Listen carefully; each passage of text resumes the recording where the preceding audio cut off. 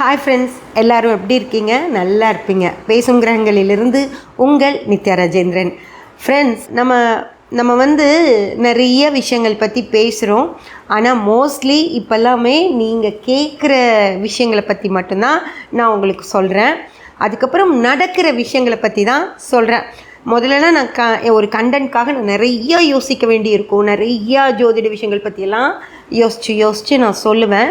But இப்போ நமக்கு நடக்கிற விஷயங்கள் எல்லாம் பார்க்கும்போது அவ்வளோ கண்டென்ட்ஸ் எனக்கு அள்ளி அள்ளி கொடுக்குறாங்க. வெளியே இருந்தும் கொடுக்குறாங்க, நீங்களும் நிறைய கேள்விகள் கேட்குறீங்க. அதில் நான் நிறைய விஷயங்கள் உங்களுக்கு சொல்கிறேன் இல்லைங்களா? இன்றைக்கி அப்படிப்பட்ட ஒரு விஷயந்தான் ஃப்ரெண்ட்ஸ். உங்களுக்கு இதை நான் சொல்லணும்னு சொல்லி நான் நினச்சேன். ஒரு ஜோதிடர் அவங்க ஒரு சகோதரி, அவங்க நிறைய ஜோதிட விஷயங்களை சொல்லிகிட்டு இருக்காங்க. கடவுள் பற்றிய நிறைய விஷயங்களை நம்ம கூட ஷேர் பண்ணுறாங்க. நிறைய பதிகங்கள்லாம் சொல்லணும், அந்த மாதிரி பதிகங்கள் பாடணும். அதாவது கடவுளோட முதல்ல ஆன்மீகம், அதுக்கப்புறம் தான் அவங்க ஜோதிடம் அப்படிங்கிற மாதிரி அவங்க ஒரு நிலைப்பாடு வச்சு மிக மிக சிறப்பாக சொல்லிகிட்டு இருக்காங்க. ஓகேங்களா? அந்த சகோதரியை பற்றி தான் ஒரு சில விஷயங்கள் உங்ககிட்ட நான் ஷேர் பண்ணணும்னு நினச்சேன். இது அந்த சகோதரிக்கான கேள்வியாக கூட நான் கேட்கலான்னு இருக்கேன். அவங்க இதுக்கு பதில் சொன்னால் கூட எனக்கு சந்தோஷந்தான். சில கேள்விகள் தான் நான் கேட்க போகிறேன் அவங்களுக்கு. அவங்க பேரை சொல்கிறதுலையோ இல்லை அவங்களோட புகைப்படத்தை உங்களுக்கு காட்டுறதுலையோ எனக்கு எந்த வித பிரச்சனையுமே இல்லை. எனக்கு அதை அதை பற்றி நான் சொன்னால் கூட அவங்களுக்கும் அது மதிப்பாக தான் இருக்கும்.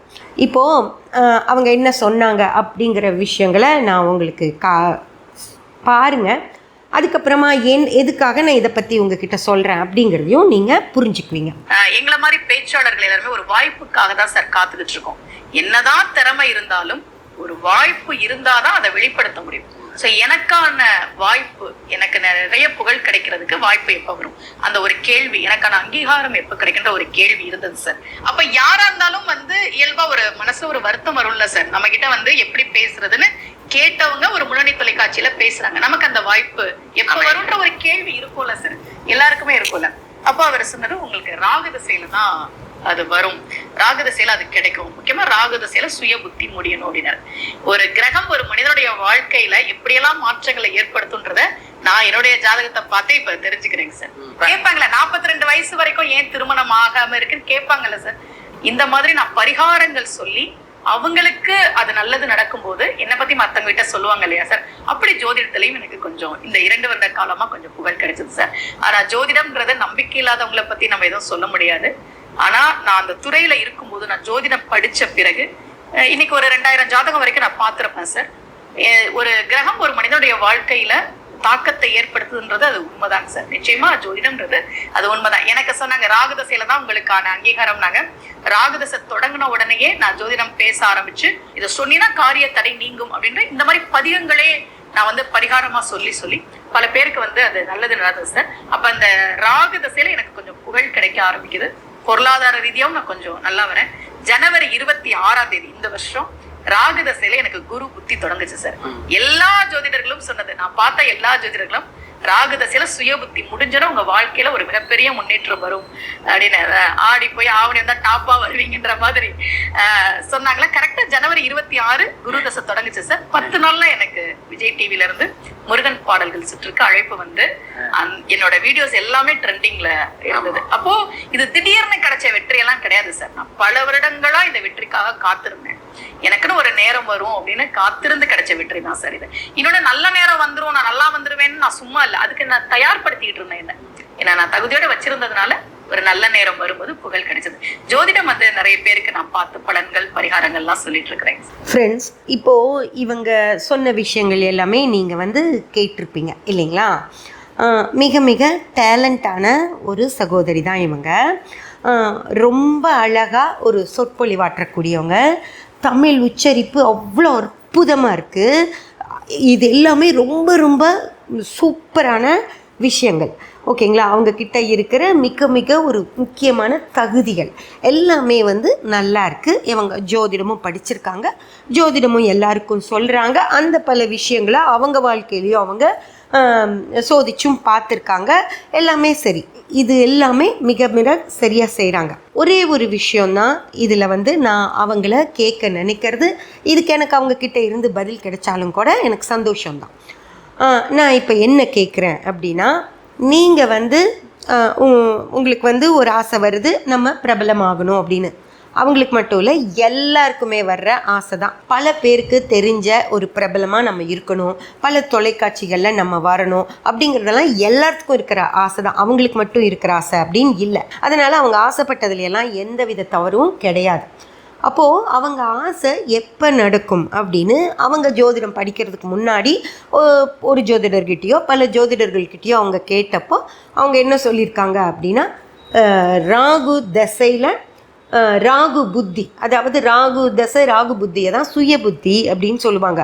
ஒரு தசையில் முதல் புத்தி அதனுடைய சுய புத்தியாக தான் வரும் ஃப்ரெண்ட்ஸ். அதை சுய புத்தின்னு சொல்லுவாங்க. அந்த சுய புத்தி முடிஞ்சு அடுத்து ராகு தசையில் சுய புத்தி ராகு புத்தி முடிஞ்சால் அடுத்தது குரு புத்தி வரும். ஓகேங்களா? அப்போது ராகு தசை சுய புத்தியில் உங்களுக்கு நடக்காது, நீங்கள் ஆசைப்படுறது அடுத்த குரு புத்தியில் தான் நடக்கும் அப்படின்னு சொல்லியிருக்காங்க. அவங்க ஜோதிடர்கள் சொன்ன மாதிரியே ராகு தசை ராகு புத்தி முடிஞ்சு குரு புத்தி வந்ததுமே அவங்களுக்கு விஜய் டிவியிலேருந்து அழைப்பு வந்து ஒரு ப்ரோக்ராமில் ரொம்ப ரொம்ப ரொம்ப ரொம்ப சிறப்பாக அவங்க பார்ட்டிசிபேட் பண்ணாங்க. ரொம்ப அற்புதமாக இருந்தது. அந்த வீடியோஸை நான் பார்த்தேன். அதே போல் இப்போ இவங்க பேசின வீடியோவையும் நான் பார்த்தப்ப தான் எனக்கு இந்த வீடியோவை பற்றி சில விஷயங்கள் பேசணும் உங்ககிட்ட அப்படின்னு தோணுனதால் நான் இந்த வீடியோவை எடுத்தேன் ஃப்ரெண்ட்ஸ். ஓகேங்களா? இப்போது அதெல்லாமே அந்த சகோதரி சொன்னதில் அவங்க செய்கிறல எல்லாத்துலேயுமே எனக்கு ஓகே. ஆனால் அவங்க ஒரு முக்கியமான ஒரு விஷயத்த அவங்க மறந்துட்டாங்க. அவங்க என்ன சொன்னாங்க அப்படின்னா, அந்த பேட்டியை எடுத்தவர்கிட்ட கூட அவங்க என்ன சொன்னாங்கன்னு பார்த்தீங்கன்னா, நான் வந்து கோவில் பரிகாரங்களை மட்டும்தான் சொல்லுவேன் அப்படின்னு சொன்னாங்க. ஓகேங்களா? அப்போது நீங்கள் பரிகாரம் அப்படின்ற ஒரு விஷயத்த நம்புறீங்க, அதுவும் கடவுள் பரிகாரங்கள் கோவில் பரிகாரங்களை நீங்கள் நம்புறீங்க அப்படின்னு தெரியுது. ஓகேங்களா? வேறு தேவையில்லாத பரிகாரமெல்லாம் நான் சொல்ல மாட்டேன். அதை ஒரு ஆயுதமாக அவங்க கையில் எடுக்கிறாங்க. நான் கோயில் பரிகாரம் மட்டும்தான் சொல்லுவேன், ஆணித்தரமாக அதை வைக்கிறாங்க, நான் கோயில் பரிகாரம் மட்டும்தான் சொல்லுவேன் அப்படின்னு. அம்மா, நீங்கள் கோயில் பரிகாரமே சொன்னாலும் கூட அதைத்தான் நான் கேள்வியாகவும் உங்ககிட்ட வைக்கிறேன். என்ன அப்படின்னு பார்த்தீங்கன்னா, உங்களுக்கு ராகு தசை சுய புத்தி முடிஞ்சதுக்கு அப்புறம் வர்ற புத்தியில் தான் உங்களுக்கு ஒரு பிரபலத்தன்மை கிடைக்கும் அப்படின்னு சொன்னதை நீங்கள் ஏற்றுக்கிட்டீங்க. கரெக்டா? அதே மாதிரி நடந்துச்சு. ஓகேயா? அப்போது ஒரு கிரகம்தான் ஒரு ஜாதகத்தில் உங்களுக்கு நல்லது செய்யக்கூடிய கிரகம் வரும்போது தான் அந்த நல்ல விஷயங்கள், நீங்கள் ஆசைப்படுற விஷயங்கள் நடக்கும் அப்படின்னு நீங்களே ஒத்துக்கிட்டீங்கல்ல. அப்போது எல்லார் ஜாதகத்துலேயும், உங்கள் ஜாதகத்தில் அப்படி நடந்ததில்லை, அப்போ எல்லார் ஜாதகத்துலேயுமே அவங்களுக்கான நேரம் வரும்போது தானே அந்த விஷயம் நடக்கும். கரெக்டுங்களா? கரெக்ட் தானே? உங்களுக்கு எப்படி நடந்ததோ அதே மாதிரி தானே எல்லாருக்குமே நடக்கும். அப்போது நீங்கள் சொல்கிறீங்க, அதாவது விஷ்ணுபதி புண்ணிய காலம் அப்படின்னு உங்களோட வீடியோக்கள் தான் அதை பிரபலமே படுத்துச்சு அந்த விஷயத்தை. ஓகேங்களா? கோயம்புத்தூர் பக்கமெல்லாம் விஷ்ணுபதி புண்ணிய காலம்னா என்னன்னே தெரியாது எங்களுக்கு. நாங்கள் அது என்னன்னு சொல்லி ஆர்வமாக பார்த்தோம். நான் அதுக்கு ஒரு வீடியோ போட்டப்போ கூட நிறைய பேர் இப்படி ஒன்று இருக்கா அப்படின்னு கேட்டாங்க. அந்த அளவுக்கு என்னன்னே தெரியாத ஒரு விஷயத்த நீங்கள் இந்த தமிழ்நாடு முழுக்க பரப்பியிருக்கீங்க. விஷ்ணுபதி புண்ணிய காலம் அப்படின்னு சொல்லிட்டு, விஷ்ணுபதி புண்ணிய காலம்னு சொல்லி வருடத்தில் 4 மாதத்துடைய முதல் நாட்கள் விஷ்ணுபதி புண்ணிய காலமாக வருது. அந்த நாளில் நம்ம கோவிலுக்கு போய் கோவிலை 27 முறை சுற்றி வரணும். ஒவ்வொரு சுத்துக்கும் ஒரு பூவை அங்கே கொடிமரத்துக்கு முன்னாடி வைக்கணும். நம்மளோட பிரார்த்தனையை பண்ணோம் அப்படின்னா நமக்கு நடக்கும் அப்படின்னு சொல்கிறீங்க. சகல நீங்கள் என்ன நினைக்கிறீங்களோ அதெல்லாம் நடக்கும் அப்படின்னு சொல்லி மக்களுக்கு சொல்கிறீங்க. ஓகேயா? அப்போது உங்களுக்கு ஜாதகத்தில் ராகு தசை சுயபுத்தி முடிஞ்சதும் தான் உங்களுக்கு பிரபலத்தன்மை வரும் அப்படின்னு சொல்லப்பட்டது. அதே மாதிரி வந்தது. அப்போது நீங்கள் ஏன் விஷ்ணுபதி புண்ணிய காலத்தப்போ போய் ராகு தசைக்கு முன்னாடி செவ்வாய் தசை நடக்கும்போதே நீங்கள் கோயிலை சுற்றி 27 முறை பூ வச்சு அந்த காரியத்தை, நீங்கள் நினைத்த காரியத்தை, நீங்கள் ஆசைப்பட்ட காரியத்தை ஏன் நடத்தி கொள்ளவில்லை? அதே போல் நீங்கள் நிறைய விஷயங்கள் சொல்கிறீங்க. சொன்னப்போ நான் முதல்லலாம் கோயிலுக்கு போகும்போது அந்த நேரத்தில் யாரும் இருக்க மாட்டாங்க. ஆனால் நான் சொன்னதுக்கு அப்புறமா நானும் என் கணவரும் கோயிலுக்கு போகும்போது கோவிலில் அவ்வளோ கூட்டம் இருந்துச்சு அப்படின்னு சொல்கிறீங்க. அதாவது நீங்கள் சொல்லி பல பேர்த்த நீங்கள் கோயிலுக்கு அனுப்பியிருக்கீங்க. அந்த நேரத்தில் போன எல்லாருக்கும் எல்லாமே நடந்திருக்கு அப்படின்னா உங்களுக்கு ஏன் நடக்கவில்லை? நீங்களும் செவ்வாய் திசையில் போயிருப்பீங்க இல்லையா? அதுக்கு முன்னாடி சந்திர திசையில் போயிருப்பீங்க, அதுக்கு முன்னாடி சூரிய திசையில் விஷ்ணுபதி புண்ணிய காலத்தன்னைக்கு கோயிலுக்கு போயிருப்பீங்க இல்லையா? அப்போல்லாம் நீங்கள் ஆசைப்பட்ட பிரபல தன்மை ஏன் உங்களுக்கு கிடைக்கல? எதுக்காக ராகு தசை சுய புத்தி வர வரைக்கும் நீங்கள் காத்துக்கிட்டு இருந்து அந்த பிரபலத்தன்மையை அடைஞ்சிங்க?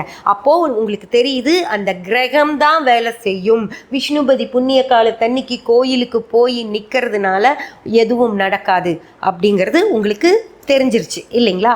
அதே போல் நீங்கள் என்ன சொல்கிறீங்க, எந்த ஒரு விஷயமாக இருந்தாலும், அதாவது 42 வயது பெண்ணுக்கு திருமணம் நடக்கவில்லை, என்கிட்ட அவங்க வந்ததும் நான் இந்த கோயிலுக்கு போக சொன்னேன், அங்கே அவங்க போய் ஏதோ பரிகாரங்களும் சொல்லியிருக்கீங்க, அதை அவங்க செய்யறாங்க.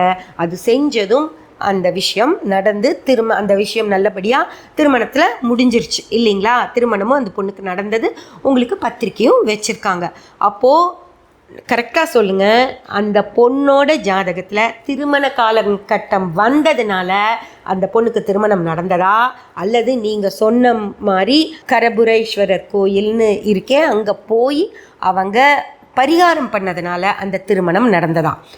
அந்த மாதிரி திருமணம் அவங்க பரிகாரம் பண்ணதுனால நடந்திருந்தா நீங்களும் உங்களுக்கு பிரபலத்தன்மை கொடுக்கக்கூடிய ஒரு கோவிலுக்கு போய் பரிகாரம் பண்ணி நீங்கள் நினச்சதை அடைஞ்சிருக்கலாமா இல்லையா? ஏன் உங்களுக்கு மட்டும் ராகு தசையில் ராகு புத்தி முடிஞ்சு குரு புத்தி வந்ததுக்கப்புறம் கரெக்டாக ஜனவரி 26 குரு புத்தி வருது, உடனே 2 வாரத்தில் உங்களை விஜய் டிவியிலேருந்து அழைப்பு வருது. அப்போது உங்களுக்கு ராகு தான் அதை செய்வார் அப்படின்னு உங்களுக்கு தெரிஞ்சிருக்கு. ராகு வந்ததும் உங்களுக்கு அது நடந்திருக்கு. ஆனால் இன்னொருத்தருக்கு மட்டும் நீங்கள் பரிகாரம் செய்ய சொன்னதால் நடந்திருக்கு அப்படின்னு சொல்கிறீங்க. அப்போ எது உண்மை? பரிகாரம் செஞ்சதால் நடந்ததுன்னு சொல்கிறது உண்மையா, இல்லை நீங்கள் காத்துட்டு இருந்து ராகு தசை முடிஞ்சு குரு புத்தியில் விஜய் டிவிலேருந்து உங்களை கூப்பிட்டது உண்மையா? கிரகம்தான் செய்யும் அப்படின்றது உண்மையா, இல்லை பரிகாரம் செஞ்சால் நடக்கும்ன்றது உண்மையா? கரெக்டாக எது அப்படிங்கிறத சொல்லுங்கள். ஓகேங்களா? அதே போலமா சகோதரி, இன்னொன்று நான் கேட்குறேன், நீங்கள் எல்லா விஷயங்கள்லையும் உங்களுடைய நிறைய பதிவுகளை பதிகம் பாடுங்க அப்படின்னு சொல்வீங்க. இதுக்கு ஒரு பதிகம் இருக்குது. உங்களுக்கு ஆரோக்கிய குறைபாடு அப்படின்னா இதுக்கு ஒரு பதிகம் ஒருத்தர் எழுதியிருக்காரு, இதை படிச்சிங்க அப்படின்னா உங்களுக்கு அது நடக்கும் அப்படின்னு சொல்கிறீங்க. வேறு ஒரு விஷயத்துக்கு திருமணத்துக்கு சொல்கிறீங்க. அந்த மாதிரி பல விஷயங்களுக்கும் இந்த பதிகம் படிங்க, அந்த பதிகம் படிங்க அப்படின்னு நீங்கள் சொல்கிறீங்க. அப்படி சொல்கிற அது மாதிரி நடக்கிறதாக இருந்தால் நீங்கள் எதுக்காக பிரபலத்தன்மைக்காக ராகு தசை சுய புத்தி முடிஞ்சு வர்ற குரு புத்திக்காக காத்துட்டு இருந்திருக்கணும்? நீங்கள் பதிகங்கள் பாடி இருந்தாலே உங்களுக்கு பிரபலத்தன்மை கிடைச்சிருக்குமா இல்லையா? கிடைச்சிருக்கும் தானே? அது மாதிரி பதிகம் பாடி கோயிலுக்கு போய் விஷ்ணுபதி புண்ணிய காலத்தன்னைக்கு கோவிலுக்கு போய் நீங்கள் இதை எல்லாமே முன்னையே சாதிச்சிருக்கலாமே. எதுக்காக ராகு தசை ராகு புத்தி முடிஞ்சு குரு புத்திக்காக காத்துட்டு இருந்தீங்க? இதையெல்லாம் நீங்கள் முன்னாடியே செஞ்சுருக்கலாம் இல்லையா? இதுதான் உங்ககிட்ட நான் வைக்கிற கேள்விமா. இது நான் எதுக்காக இதை உங்ககிட்ட கேட்குறேன்னா, பல அப்பாவி மக்கள் இதெல்லாம் என்னன்னே தெரிஞ்சுக்காம நீங்கள் சொன்னீங்கங்கிறதுக்காக அந்த நீங்கள் சொன்ன நாட்களில் போய் கோயிலில் நிற்கிறாங்க. அப்படி கோயில் ரொம்ப கூட்டமாக இருக்கும்போது லேட்டாகி ஆஃபீஸுக்கு போகிற பெண்கள் எல்லாம் பெர்மிஷன் எல்லாம் போட்டுக்கிட்டு அங்கே 27 முறை சுற்றுறது, பூ வைக்கிறது எல்லாமே செஞ்சுருக்காங்க. இதை நீங்கள் சொன்னதுக்காக. ஆனால் இப்போ நீங்கள் எனக்கு கிரகநிலை வந்ததுனால தான் நடந்தது, ராகு வந்ததுனால, ராகு தசை அதனுடைய 2வது புத்தியான குரு புத்தியில் தான் எனக்கு நடந்தது அப்படின்னு நீங்கள் சொல்கிறீங்க. அப்போது அவங்களுக்கும் அந்த மாதிரி கிரகநிலை வந்தால் தானே நடக்கும். கோயிலுக்கு போய் 27 முறை சுற்றி பூ வச்சுட்டு வந்தால் எப்படி நடக்கும்? ஓகேங்களா? ரெண்டாவது அந்த பதிகம் பாடுங்க, அந்த பதிகம் பாடுங்க அப்படின்னு சொன்னால் அவங்களுக்கு நேரம் வராமல் எத்தனை தடவை எவ்வளவு பதிகம் பாடினாலும் நடக்குமா? ஓகேங்களா? அதே போல் நீங்கள் இந்த கோயிலுக்கு போங்க, அந்த கோயிலுக்கு போங்க, இந்த சேலத்தில் இருக்க கோயில், நாகர்கோயிலில் இருக்கிற கோயில், கன்னியாகுமரியில் இருக்க கோயில்னு சொல்வீங்க இல்லையா? அதுக்காக அவங்க செலவழிச்சிட்டு போயிட்டும் வந்திருப்பாங்க இல்லையா? அப்போ நடக்குமா?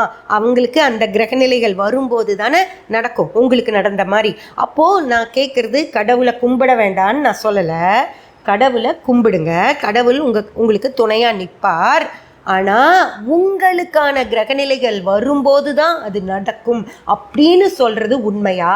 இல்லை நீங்கள் அங்கே போங்க, இங்கே போங்க, இந்த பதிகத்தை பாடுங்க, விஷ்ணுபதி புண்ணிய காலம் மாதிரி புனித நாட்களில் கண்டிப்பாக கோயிலுக்கு போகும்போது உங்களுக்கு ஐஸ்வர்யங்கள் கிடைக்கும் அப்படின்னு சொல்கிறீங்களே, அது உண்மையா? புரிஞ்சதுங்களா?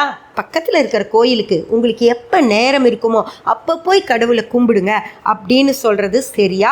இல்லை இந்த நேரத்தில் இந்த கோயிலுக்கு போயே ஆகணும் அப்படின்னு சொல்கிறது சரியா?